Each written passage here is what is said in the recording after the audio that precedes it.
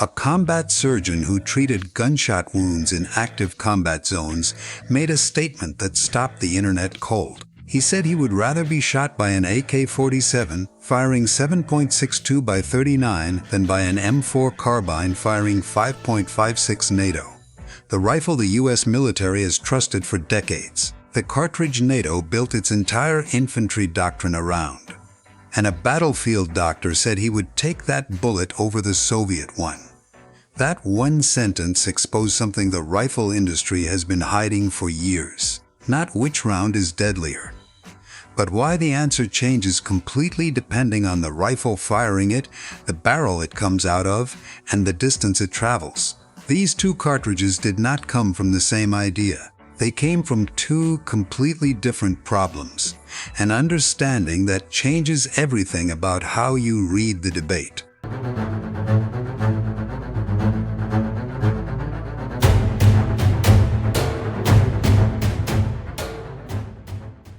The 7.62 by 39 was born in 1943.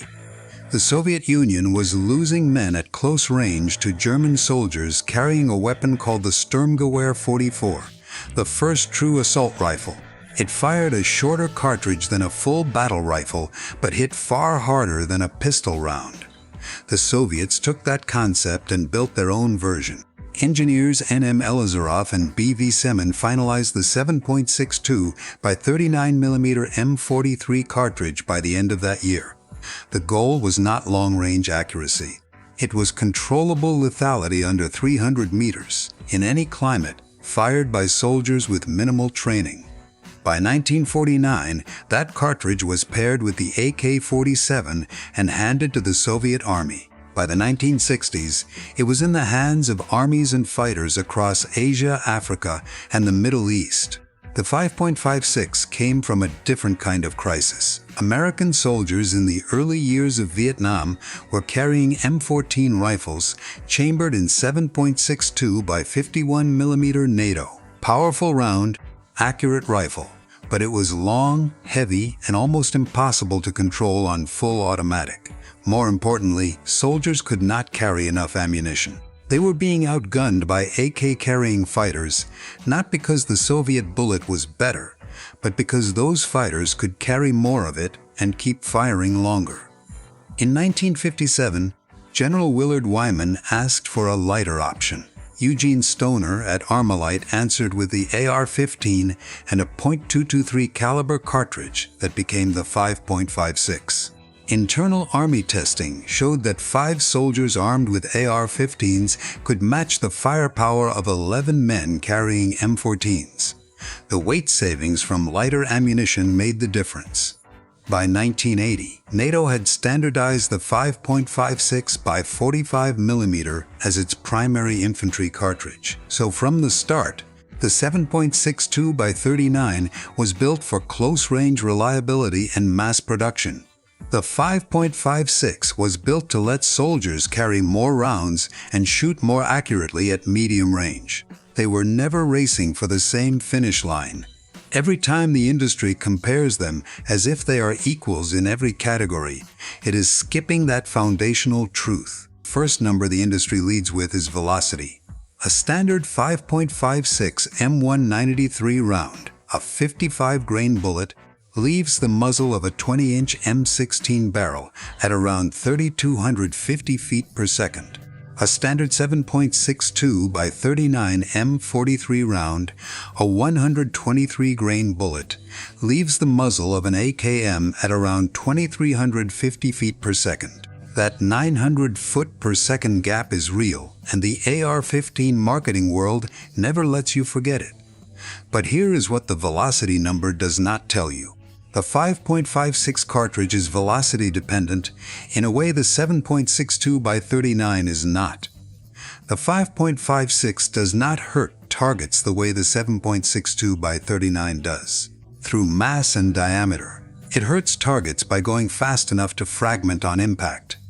When a 5.56 FMJ bullet hits soft tissue above about 2,700 feet per second, it breaks apart. Those fragments tear separate paths through the target, creating a wound far larger than the bullet's small .224-inch diameter suggests. Below 2,500 feet per second, that fragmentation stops. The bullet passes through or tumbles without breaking up, and the wound it leaves is far less severe. Now here is where the barrel enters the picture, and this is where the industry goes quiet. That 3,250 feet per second figure comes from a 20-inch barrel. The M16A1 and M16A2 both use 20-inch barrels. The M4 carbine, adopted in 1994 as the standard U.S. military rifle, uses a 14.5-inch barrel. From that shorter barrel, M855, the standard 62-grain military round, leaves at about 2,920 feet per second. That drop costs the round its fragmentation reliability at range. From a 20-inch M16, M855 stays above the reliable fragmentation threshold out to about 140 to 150 meters. From the M4's 14.5-inch barrel, that range shrinks to roughly 45 to 50 meters. The 7.62 by 39 does not have this problem. A Draco AK pistol with a 12.25-inch barrel still pushes a 123-grain bullet at over 2,100 feet per second. The wound that bullet creates is not fragmentation dependent. It comes from a wide, heavy projectile pushing through tissue, and that effect does not require a velocity threshold. This is the part the companies selling short-barreled 5.56 rifles never print on the box. The energy argument is where both sides throw the most misleading numbers. At the muzzle, the 7.62 by 39 does hit harder. A 123-grain M43 load produces around 1,500 foot-pounds. A 62-grain M855 load produces around 1,300 foot-pounds. That 200 foot-pound gap at the muzzle is real, but it does not stay real. At 300 yards, the energy gap between these two rounds narrows to about 39 foot-pounds. At 500 yards, it is down to roughly 27 foot-pounds. By that point, both rounds are delivering so little energy that the difference between them is almost meaningless in any practical context. The 7.62 by 39 starts stronger, but the lighter and faster 5.56 bleeds velocity more slowly over distance because its bullet has a better ballistic shape. The energy gap that was 200 foot-pounds at the muzzle becomes nearly nothing past 400 yards. What the energy chart does show clearly is trajectory. At 300 yards, a 62-grain 5.56 round drops about 6 inches below the line of sight. A 123-grain 7.62 by 39 drops 15 to 20 inches at the same distance. At 400 yards, the 5.56 has dropped around 24 inches. The 7.62 by 39 has dropped over 44 inches. That nearly double bullet drop is not a small correction. It means a shooter with a 7.62 by 39 who misjudges range by 50 yards at 400 meters is going to miss by a wide margin, while a shooter with a 5.56 making the same mistake has a much better chance of still landing the hit. This is the section the industry most consistently gets wrong on both sides. The 5.56 crowd says the round is devastating because it fragments. The 7.62 by 39 crowd says their round hits harder because it is heavier. Both statements are true in specific conditions. Neither statement is the full story. When a 5.56 M1983 bullet from a 20-inch M16A1 hits a soft target within 150 meters, the fragmentation effect is real and severe. U.S. Army Special Forces reports from Vietnam described wound channels that were far larger than the bullet's size would suggest. The bullet broke into multiple pieces, each cutting a separate path. Photographs of those wounds were classified into the 1980s because of how extreme the damage was. At those conditions, velocity above the fragmentation threshold, from a long barrel at close to medium range, The 5.56 creates a more destructive wound than the 7.62 by 39 FMJ at the same distance. But move that same fight to close quarters combat with M4 carbines at 10 to 30 meters, which is where urban combat most often happens, and the dynamic shifts. The M4's shorter barrel means the round may not always reach full fragmentation velocity at those distances. Meanwhile, the 7.62 by 39 FMJ from an AK-103 or an AKM is still delivering a .312-inch diameter bullet with 1,500 foot-pounds of energy into the target. It does not need to fragment. The mass and the diameter do the work. This is exactly what the combat surgeon was describing. Not that the AK round is always more dangerous. Cartridge Confucian claim that 5.56 is more accurate than 7.62 by 39 is one of the most repeated oversimplifications in the caliber debate. It confuses two things that are not the same: cartridge accuracy and platform accuracy. The 5.56 does have genuine ballistic advantages for accuracy at distance. Higher velocity means less time in the air and less opportunity for gravity and wind to pull the bullet off course. The flatter trajectory is more forgiving of range estimation errors. Premium 5.56 loadings with 69 to 77 grain bullets, like the Black Hills 77 grain TMK or Hornady 75 grain BTHP, achieve ballistic coefficients the 7.62 by 39 cannot match with any commercially available load. But the reputation for 7.62 by 39 inaccuracy is largely a platform and ammunition story, not a cartridge story.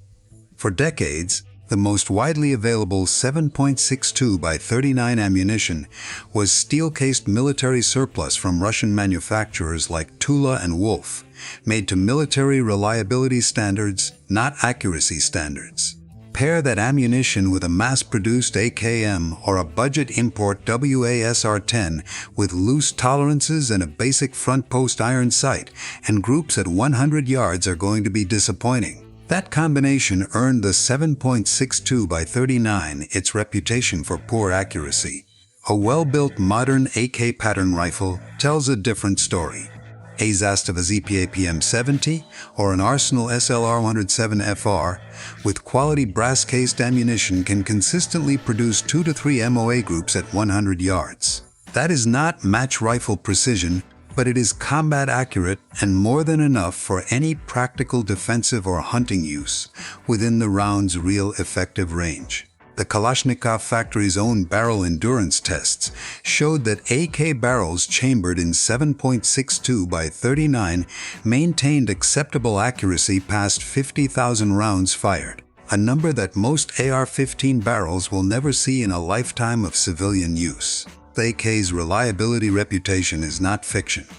It is built on specific engineering choices made deliberately. The long-stroke gas piston system drives the bolt with tremendous force, pushing through carbon buildup that would slow a lighter mechanism. The loose tolerances between moving parts allow the action to cycle even when contaminated with sand and grit. The tapered 7.62 by 39 case slides out of the chamber with minimal friction even in a dirty chamber. Mikhail Kalashnikov designed the AK-47 to work in the Soviet Union's harshest winters and the jungles of Vietnam without cleaning kits, without trained armorers, and without the kind of routine maintenance a precision rifle demands. But the loose tolerances that help the AK cycle in light fouling also allow debris to enter the action more freely. Real-world testing has shown that when an AKM or an AK-103 is packed with thick mud, specifically the kind of mud that fills the larger gaps in the receiver, the rifle can seize as quickly as or faster than a properly sealed modern AR-15. The reliability advantage is real for sand, light dust, and extended use without cleaning. It is not absolute in every environmental condition. The early AR-15's reliability problems in Vietnam were not a design flaw in the platform. They were a powder problem. The Army switched ammunition propellant without proper testing, and the new powder burned dirtier and fouled the chamber at a far higher rate. Once that was corrected and the chamber was chrome-lined, the AR-15 platform's reliability record improved dramatically. A modern HK416, which uses a short-stroke gas piston instead of direct impingement, addressed the fouling issue entirely and is now used by some of the most demanding military units in the world, including the French Foreign Legion and Norwegian Special Forces. For a long time, the cost argument for 7.62 by 39 was legitimate and clear. Soviet surplus steel-cased ammunition from Russia flooded the American market at prices that made it the cheapest way to shoot a centerfire rifle. Brands like Wolf, Tula, and Brown Bear made 7.62 by 39 so affordable that it changed the economics of the entry-level rifle market. That price gap was real. It is no longer real in the same way. In 2022, the Biden administration banned the importation of Russian ammunition. The surplus era effectively ended. Non-Russian manufacturers have partially filled the gap, but their prices are higher. Steel-cased 7.62 by 39 today runs roughly 45 to 55 cents per round for the most affordable options. Steel-cased 5.56 from the same price tier costs about the same.